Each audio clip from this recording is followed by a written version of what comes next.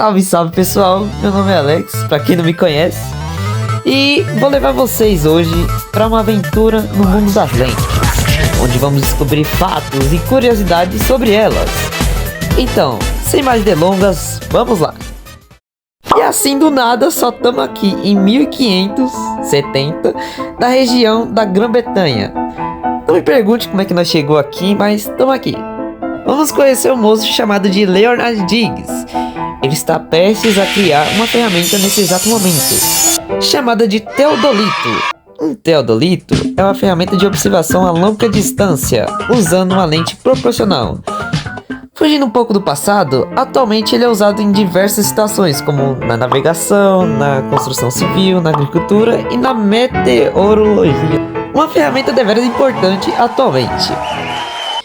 Isso que eu contei pra vocês, dessa historinha do moço ter criado um teodolito, está em um livro chamado de Pantometria, escrito pelo filho de Leonard Diggs. Mas é uma história cheia de controvérsias e polêmicas. E por esse motivo, Leonard Diggs não é considerado um pai do telescópio, e sim um dos precursores dele. E sim, você já descobriu o que vamos falar aqui, é sobre o telescópio.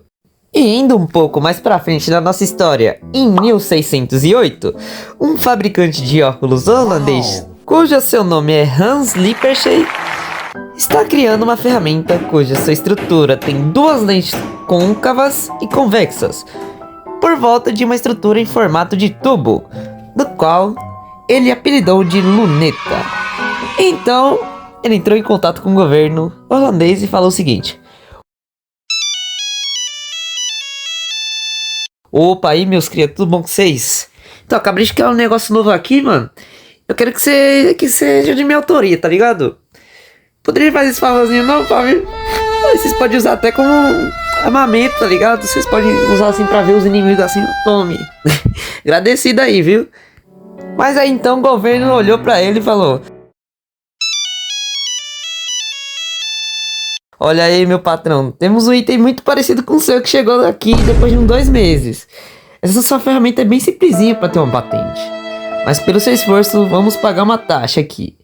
E com essa taxa eu quero que você fabrique mais dela. Tamo junto e falou. Pois é, amigos, então. Aí ele recebeu a taxinha e ficou criando cópias da sua criação. Mas ainda com diversos relatos pela frente, quem foi considerado o inventor da luneta / telescópio, que vocês vão entender mais pra frente, foi Hans Lippershey. E em 1609 as lunetas se espalhou por tudo que é lugar, mano. Na Europa inteira, assim, geral bisoiando tudo, assim, 4 vezes. Nossa, a moeda ali, oh meu Deus. Toma, foi. E agora vamos pensar um pouquinho fora da caixa. Quem será que pegou uma luneta e apontou para o céu? Existem rumores de pessoas como Galileu Galilei, mas algumas pesquisas apontam que ele não foi o primeiro a pegar uma luneta e olhar para o céu. Meses antes de Galileu fazer isso, existia um relato de um inglês chamado Thomas Harriot, em 26 de julho de 1609. Ele pegou sua luneta e apontou para a lua, tornando-se o primeiro astrônomo a desenhar um objeto astronômico em uma folha de papel. Mas isso é uma história bem polêmica.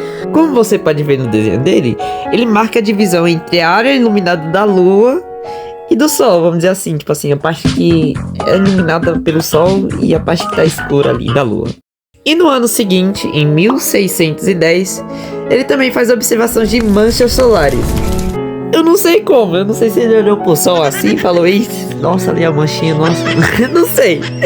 Mas apesar dele ter feito essas observações e ter colocado no papel, foi somente quando Galileu fez as suas anotações do que via que o telescópio ganhou sua fama na época. Isso por conta que ele publicou essas observações em um livro, o Galileu. Já o Thomas ele não publicou, infelizmente. Tudo começou em 1609. Nosso protagonista Galileu ouviu falar de um fabricante de óculos holandês que havia criado uma ferramenta que fazia com que os objetos a longa distância parecessem que estavam bem pertinho, assim, do lado. E que uma patente teria sido pedida, mas que a Holanda não entregou a patente pra, deixar aquele dispositivo secreto, assim, pra usar pro governo, pra questões militares. Ouvindo essa história, Galileu pensou e falou: Rapaz, acho que eu vou fazer o meu mesmo, olha. Eu vi isso aí, acho que vai dar bom. E observação, naquela época lá, mano, não tinha manual do mundo, velho. Paia, viu? E acredite ou não, ele conseguiu fazer a sua própria luneta. Em agosto de 1609, Galileu chegou em um grupo de senadores venezianos e falou o seguinte: salve aí, gurizada, tem esse dispositivo aqui que é capaz de ampliar sua visão mal longe assim, ó. Confira aí pra ver se não é fake news aí, ó, vocês podem ver à vontade. E vocês conseguem ver os navios lá de longe. Isso vai ser muito bom pra vocês, tá ligado? Acho que ele falou assim mesmo, tá ligado? E o dispositivo que poderia ver navios a longa distância seria deveras útil para aquela época, na navegação marítima veneziana. E as autoridades venezianas chegou nele e falou o seguinte: ô meu rapaz, isso aí merece um prêmio, viu? Não é muito aí, mas toma aí, ó, vai te ajudar bastante. A recompensa ajudou bastante Galileu Galilei, por conta que ele estava sem guia completo de como se tornar um milionário em 1609. Ele estava financeiramente quebrado, por se dizer. Agora vamos dar um pequeno time skip aqui, nesse mesmo ano. Galileu, ele pegou seu telescópio tunado em 20 vezes e observou as luas, os satélites de Júpiter e várias outras estrelinhas com clareza no céu. Onde ele publicou essas observações em sua obra Siderevis, nome muito bom isso aí, em 13 de março de 1610. E o livro, traduzindo para o português, seria O Mensageiro das Estrelas. As suas descobertas na época tornaram ele um influencer, assim, conhecido, assim, na época, assim, passava tudo que é canto, olha lá, o Galileu, nossa, é ele. Mas a igreja, ela não gostava do hype, não, ela ficava de olho assim, ó, e isso aí, ó. Sabe por quê? Porque isso contrariava as ideias de estudos da igreja. Por conta que nosso protagonista falou o seguinte: sabe aqueles planetinhos ali, ó, voando ali, ó? Olha lá. Tá vendo Marte? Tá vendo Júpiter? Tá vendo Urano? Os negócios tudo ali? Eles podem estar girando em volta do Sol, como Júpiter tem as suas luas girando em volta dele. Nossa, que bagulho maluco! Sim, mas as suas observações sobre Júpiter foram aceitas. Mas a conclusão, meu amigo, acho que... Não. A igreja só falou o seguinte: olha, isso aí é contra nossas ideias. Nós somos o centro de tudo e tudo tá girando em volta de nós. Portanto, então, as suas observações foram aceitas, tipo assim, dos planetas descobertos, das luas. Mas as conclusões, meus amigos, deu ruim. Por conta que isso contrariava toda a perspectiva de mundo na época, imposta pela igreja, que a Terra e nós era o centro de tudo. E então, se esses novos mundos descobertos fossem mundos de certa forma independentes, com suas próprias luas, então a existência desse conceito questionava os ensinamentos feitos pela igreja na época. Por conta disso, a igreja acusou Galileu Galilei de heresia. O que é heresia? Tentando trocar os ensinamentos da igreja por algo falso, vamos dizer assim, devido aos seus pensamentos e textos que Galileu produzia na época. Mas isso não parou ele não, o cara era uma máquina. Ele continuava, tipo assim, a melhorar seu telescópio, que chegava até 30 vezes de ampliação. E isso até o final da sua vida. Ele foi upando aquilo lá, construindo até ir embora. Mas agora uma pergunta meio polêmica aí, ó. Por que Galileu ficou famoso e Thomas? Não o trem, tá ligado? Só o Thomas lá, aquele lá, o moço, ele não ficou, tipo... Por que eu não fiquei famoso e ele ficou? Um dos motivos era a turbulência política no qual ele estava na época. No momento que ele estava tendo suas observações e anotações, estava tendo um negócio chamado de conspiração da pólvora. Para isso eu recomendo um vídeo aí que tá aí na tela, para quem quiser saber mais, claro. Nessa revolta política que era a conspiração da pólvora, Thomas ele teve seus amiguinhos nobres presos E inclusive até ele foi preso por 3 semanas por estar envolvido nisso. Isso explica a sua dificuldade em postar seus desenhos e suas anotações, que poderia trazer a fama para ele antes de Galileu, vamos dizer assim. Já que no momento de suas descobertas ele estava livre, tipo, ele estava de boa quando ele descobriu, só que aí aconteceu aquilo, ele não conseguiu postar e suas postagens foram ficar famosas depois que ele morreu. Já o nosso protagonista aqui dessa história, que é o Galileu, quando ele publicou suas descobertas, ele era um professor de 46 anos que não gostava do trabalho da Universidade de Pádua. Eles pagavam mal o Galileu e Galileu ainda tinha as contas, tipo assim, pendentes. Ele não era milionário, ele era uma pessoa lá. Ele tinha família tradicional, ele tinha 3 filhos na carteira, vamos dizer assim. Então a situação lá era difícil pra ele. E uma curiosidade, na época, o Galileu ele queria um trabalho como de Thomas, que era de ser um filósofo respeitado e rico. Ele queria fama, conforto e segurança. O telescópio, ele abriu essa possibilidade para o Galileu, como visto na apresentação dele para os senadores venezianos em 1609. Em 1610, ele ganhou o que queria, depois de nomear as luas de Júpiter de estrelas medicinais, em homenagem a um de seus alunos. Eu não vou falar quase 2 linhas de nome aqui, mas eu vou apelidar ele de Médici. Esse aluno chamado de Médici, ele era de uma família bem poderosa da Itália, que era a família Médici.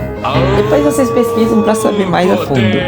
Mas esse aluno, ele literalmente, ele levou o Galileu de volta para Toscana, que ele estava em um lugar diferente, no dia que ele fez a citação do nome do Médici, e aí lhe deu um laboratório de pesquisa bem avançado. Bom, o Galileu merece, né? O Galileu é uma pessoa incrível.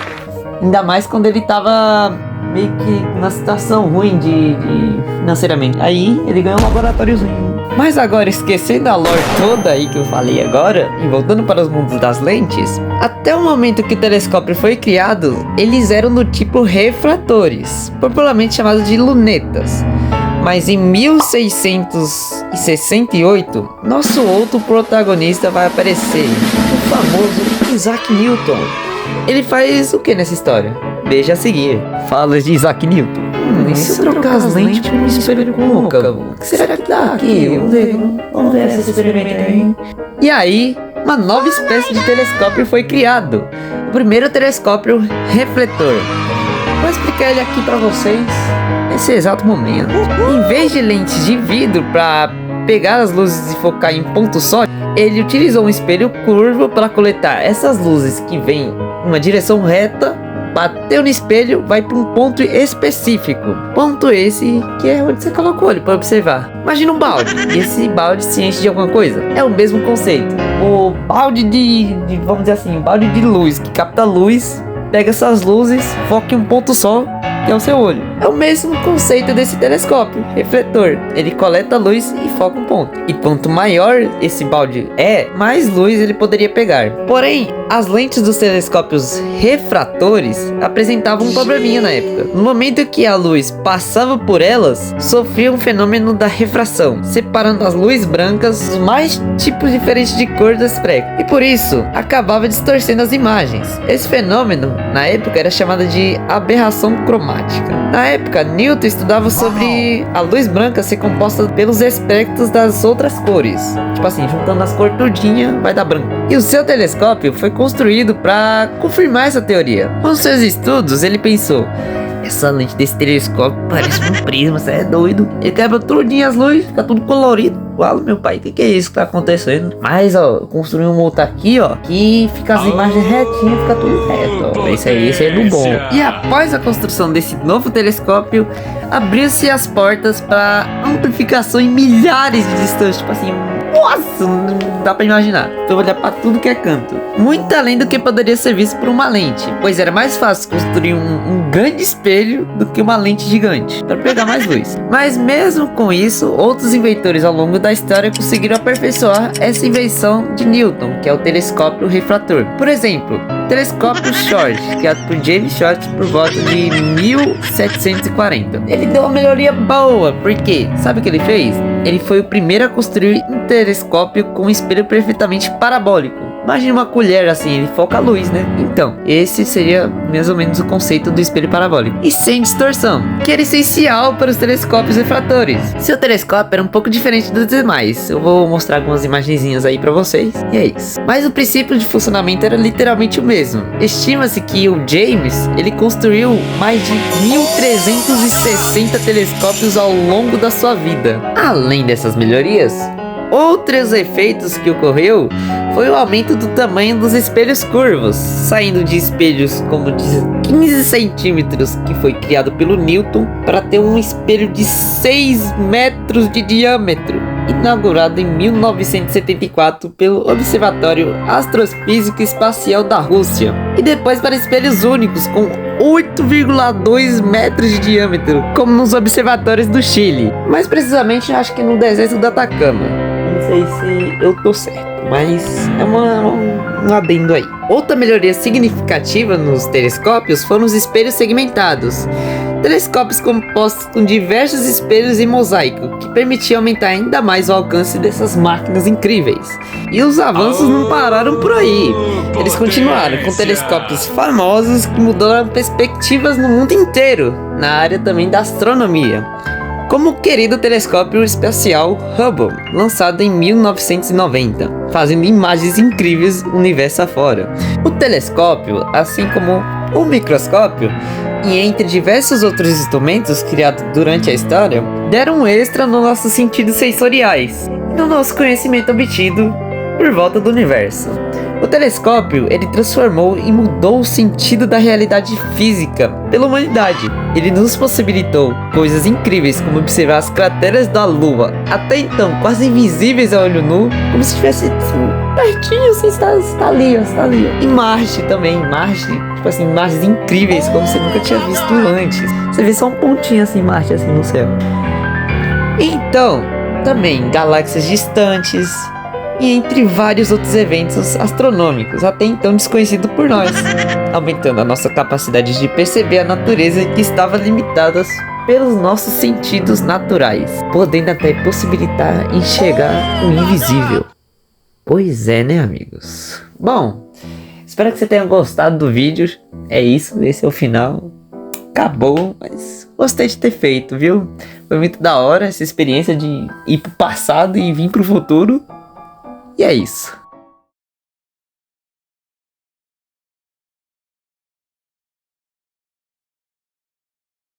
Pessoal, ninguém sai de casa não, ó.